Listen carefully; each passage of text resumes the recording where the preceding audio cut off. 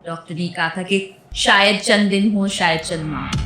फिर 2024 4 नवंबर अब्बा जान इस दुनिया से चले गए। जब वालिद या वालिदा में से कोई चला जाता है ना, तब आपको एहसास होता है कि आपने क्या खो दिया। फादर के साथ आपका कैसा रिलेशनशिप रहा? मैं जब लाहौर आई 2021 में, तो अब्बू काफ़ी बीमार थे, तो मैंने अब्बू से रिक्वेस्ट की कि प्लीज़ आप कुछ टेस्ट कराइए।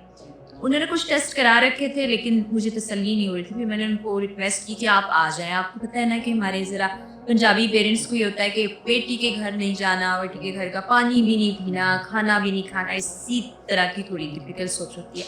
मैंने कहा आप ये सोच छोड़ दें, औलाद औलाद होती है, बेटा बेटी का फ़र्क नहीं होता, तो आप आ जाएं। फिर जब टेस्ट कराया तो वो बड़ा ही मुश्किल वक्त था। हमें मालूम हुआ कि उनको ब्रेन ट्यूमर, और वो काफ़ी संगीन वक्त था, और वो लेटर स्टेज पे था। बिल्कुल। फिर उसको हमने फिर हिम्मत बांधी। इकरार ने भी मुझे इस वक्त में समझाया कि देखो, अभी डिप्रेशन या स्ट्रेस में जाने से ज़्यादा इसका सोल्यूशन सोचना है। फिर अब डॉक्टर हमें मिले, डॉक्टर शहजाद बहुत अच्छे सर्जन हैं। उन्होंने देखा, फिर ऑपरेट करवाया। फिर उसके बाद रेडियो और कीमो, और डॉक्टर ने कहा था कि शायद चंद दिन हो, शायद चंद माह। लेकिन माशाल्लाह उसके बाद भी अब्बू 3 साल तक हमारे साथ रहे। फिर अब्बा की तबीयत कुछ ख़राब हुई 2.5 साल के बाद तकरीबन, और फिर पता चला कि अब्बू को लिवर कैंसर है।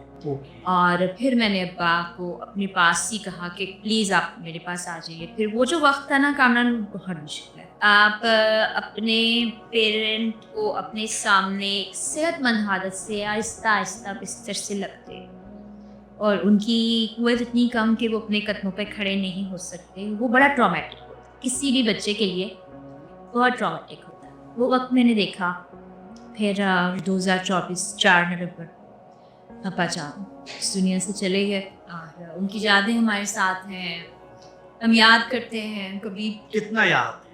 बहुत याद आती है। जब वालिद या वालिदा में से कोई चला जाता है ना, तब आपको एहसास होता है कि आपने क्या खो दिया।